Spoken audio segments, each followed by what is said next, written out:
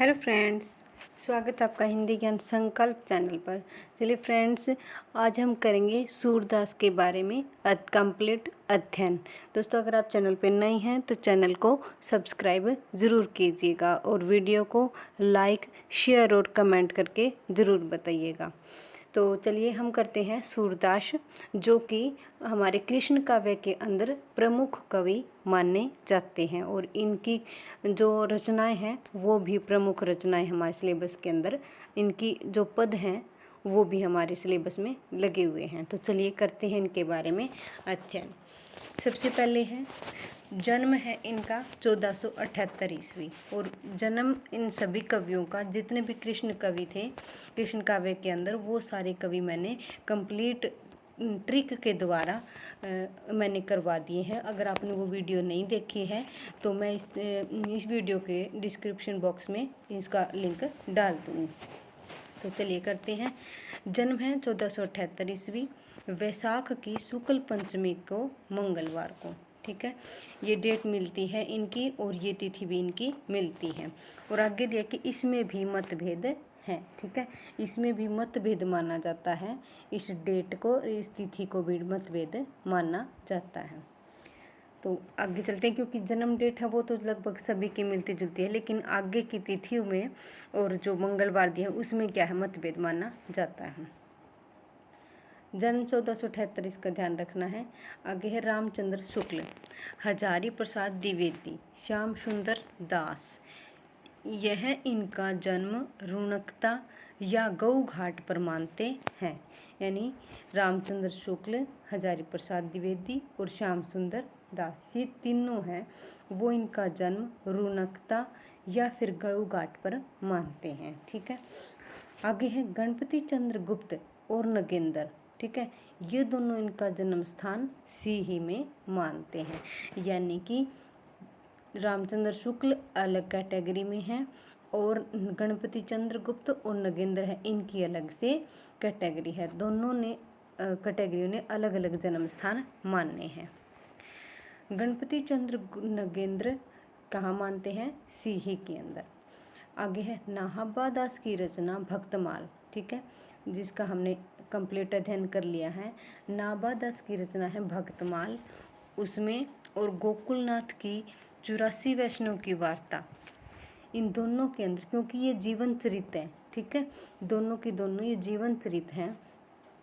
इनकी रचनाओं में सूरदास के विषय में जानकारी मिलती है। और एक बात और बताऊं फ्रेंड्स, क्योंकि नाहब्बा दास की जो भक्तमाला है उसमें से जो प्रमुख कवि हैं, जैसे तुलसी हैं, कबीर हैं, सूरदास हैं, मीराबाई हैं, इनकी रचनाओं में जो इनकी पंक्तियां दी हुई हैं, इनकी रचनाओं से, नाहब्बा दास की भक्तमाल से, वो पंक्तियां हैं इन कवियों की अभी पेपर के अंदर आने लगी है और इम्पोर्टेंट है।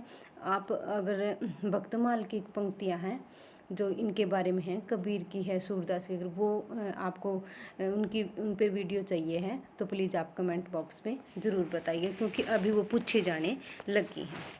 आगे है, तो हम अभी ये पढ़ रहे थे कि सूरदास के विषय में जानकारी सबसे पहले कहाँ पे मिलती है, नाहब्बा दास की भक्तमाल में और गोकुलनाथ की 84 वैष्णव की वार्ता में। आगे चलते हैं। सूरदास चंद्र सरोवर के समीप पारसोली गांव में रहते थे। ठीक है, चंद्र सरोवर के समीप पारसोली गांव में रहते थे। वहीं पर 1583 में उनकी मृत्यु हो गई थी। विठलनाथ ने इनकी मृत्यु पे कहा था, बहुत बार रिपीट हुआ है ये क्वेश्चन और कई बार पूछा जा चुका है। विठलनाथ ने इनकी मृत्यु पे कहा था कि पुष्टि मार्ग को जहाज जात है, जो कछु लेनो हो तो लेओ।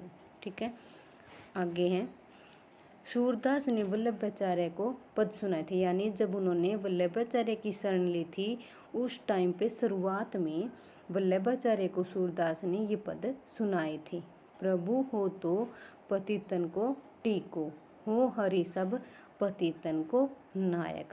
ये पद है, इम्पोर्टेंट है, परीक्षा के अंदर पूछे भी गए थे कि ये पद है वो किसने किसको सुनाई थी।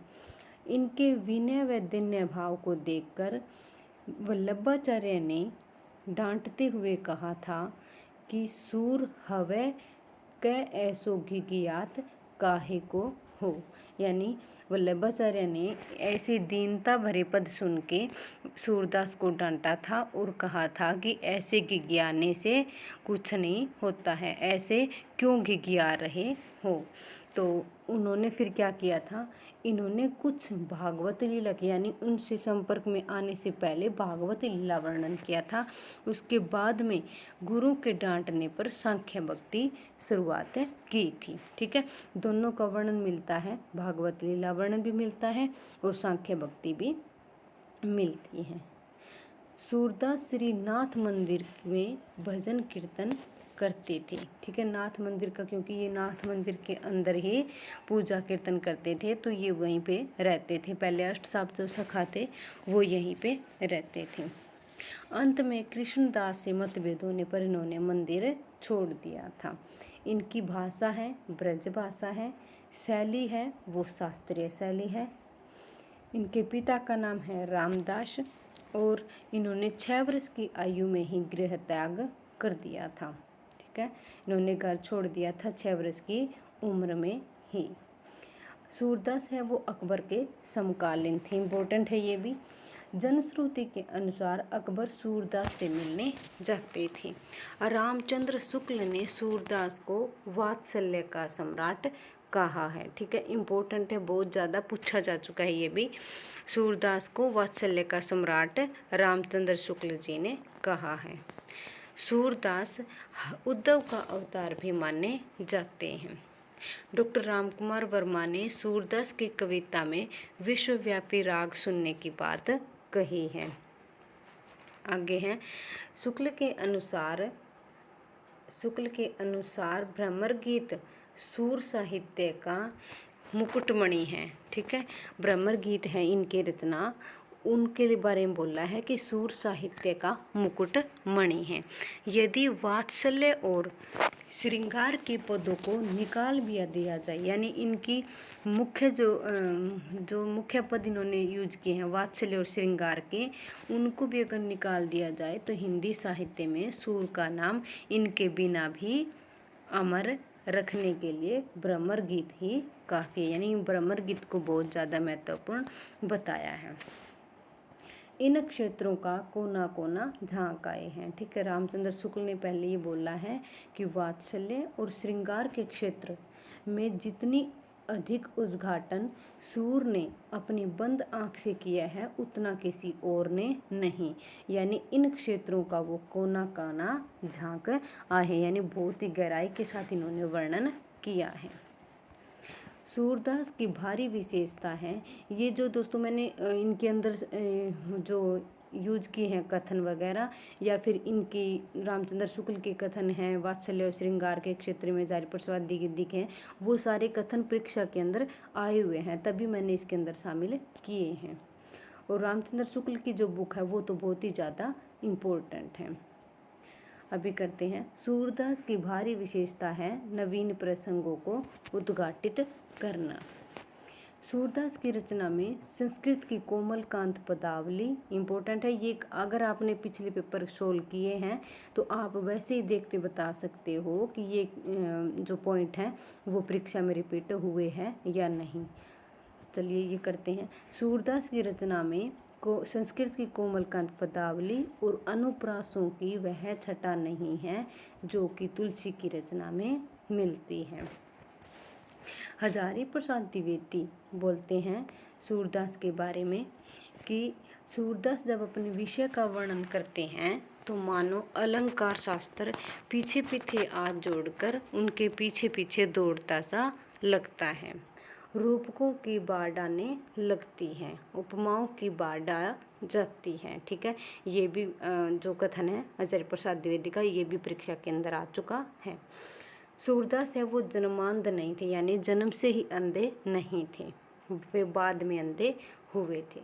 सूरदास ने स्वयं को साहित्य लहरी रचना में चंद्रबरदाई का क्या माना है, वंशज माना है। ठीक है, साहित्य लहरी इनकी रचना है, उनमें उन्होंने चंद्रबरदाई है उनका वंशज माना है।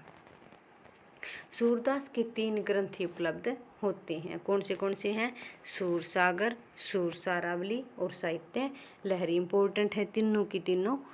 और अन्य ग्रंथ है इसमें नल दमयंती और व्यालो। व्यालो है वो इम्पोर्टेंट है, अभी पेपर के अंदर पूछी जाती हैं।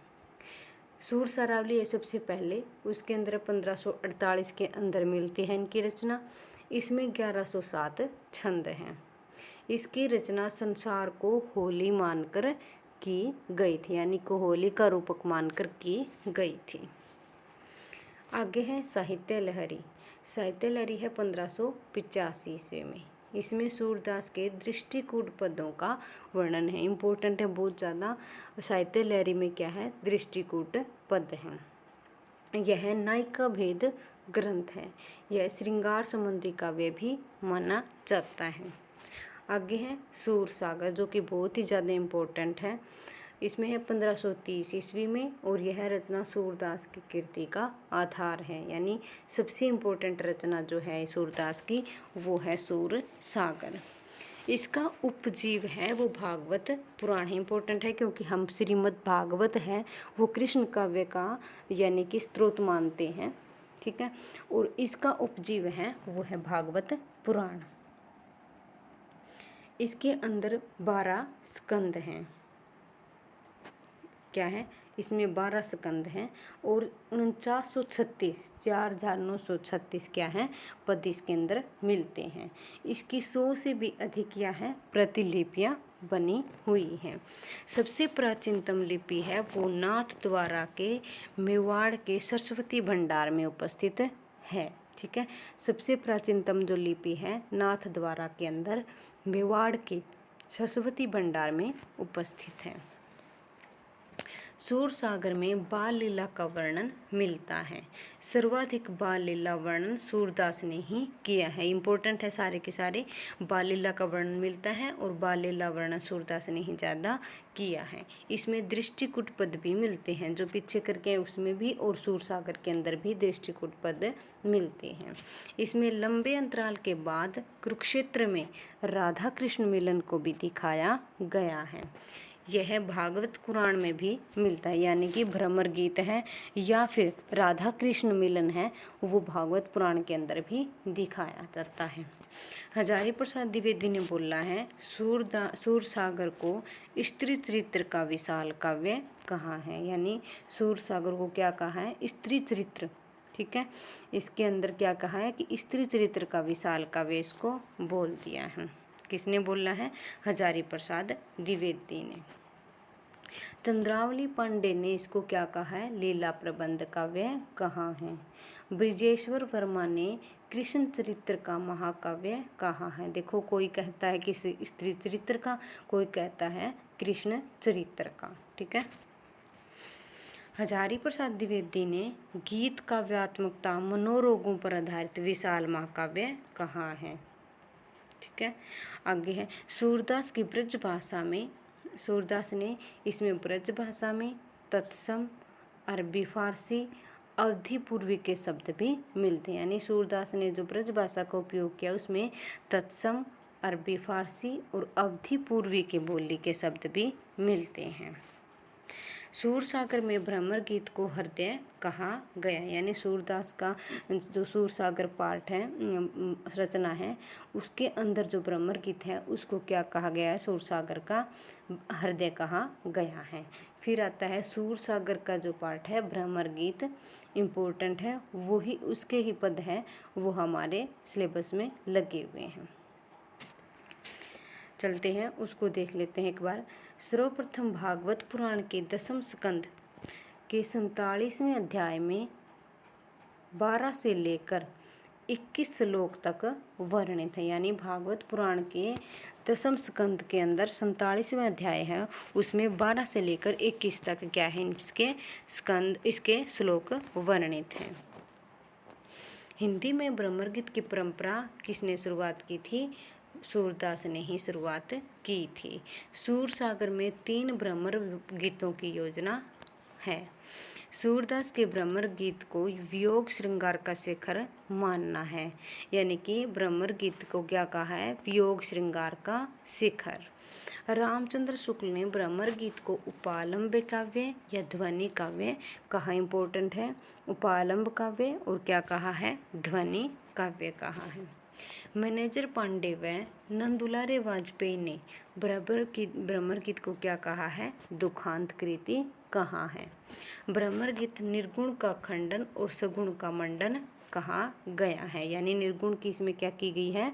खंडन किया गया है और सगुण का मंडन किया गया है। भ्रमर गीत है वो निर्गुण का सगुण पर विजय कहा गया है। यानी सगुण का निर्गुण के ऊपर विजय कहा गया है। भ्रमर गीत में भ्रमर का अर्थ है भंवरे से और कमल दल का आशय योग साधना से माना गया है। यानी भ्रमर का अर्थ बताया भंवरे से और कमल दल है वो योग साधना से अर्थ संकेतिक अर्थ मिलता है। भ्रमर गीत में उद्धव पीताम्बर रूपी वस्त्र धारण करते हैं। देखो इसमें एक जो आया है निर्गुण का खंडन और सगुण का मंडन, ये ठीक है, लेकिन ये यहाँ पे थोड़ा गड़बड़ है। भ्रमर गीत निर्गुण का सगुण पर विजय है, ये गलत हो गया उल्टा, क्योंकि सगुण की विजय दिखाई है निर्गुण के ऊपर। ठीक है, क्योंकि इसमें कृष्ण काव्य के अंदर कृष्ण है वो सगुण रूप में मिलते हैं। जो उद्धव है वो वहाँ पे आते हैं तो वो निर्गुण का पाठ पढ़ाते हैं उनको, गोपियों को, लेकिन वो क्या कहते हैं? हमें तो हमारे सगुण ही प्रिय हैं। ठीक है, कृष्ण रूप सगुण रूप है वो ही हमें प्रिय है। तो यहाँ पे सगुण की विजय दिखाई गई है।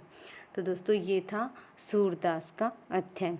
अगर आपको ये वीडियो पसंद आती है तो प्लीज़ वीडियो को लाइक करें, शेयर करें और कमेंट करके हमें ज़रूर बताइएगा। देखो सारे इम्पोर्टेंट तथ्य और सारे कवि मैं लगातार लेके चलती वीडियो बना के लेके आ रही हूँ। तो प्लीज़ वीडियो को शेयर ज़रूर कीजिएगा और चैनल को सब्सक्राइब ज़रूर करेगा। थैंक यू दोस्तों, धन्यवाद।